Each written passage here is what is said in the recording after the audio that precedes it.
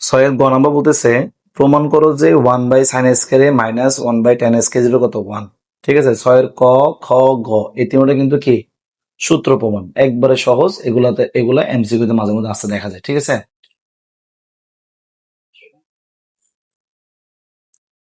তাহলে যেহেতু প্রমাণ করার কথা বলছে, কি লিখবো? লেফট হ্যান্ড সাইড লিখবো। কি লিখবো? তো লেফট হ্যান্ড সাইড কি দেওয়া আছে? 1/sin² minus 1/tan²।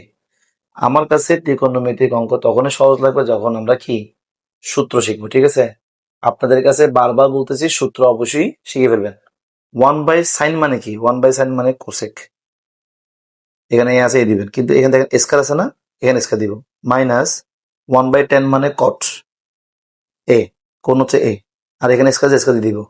আবার একটু আমি বেসিক বুঝাই, সাইন, কস, ট্যান, কট, সেক, কোসেক এগুলোর সাথে যা থাকে সেটা হচ্ছে কোণ। তাহলে এ হচ্ছে কোণ, আর এখানে স্কয়ার আছে, দেখেন স্কয়ার লিখছি। তাহলে 1/sin কোসেক, স্কয়ার আছে স্কয়ার দিছি, কোণা এ কোণে দিয়েছি, মাইনাস মাইনাস 1/10 মানে হচ্ছে কট, স্কয়ার আছে স্কয়ার দিতেছি, আর কোণ হচ্ছে দিয়ে দিছি।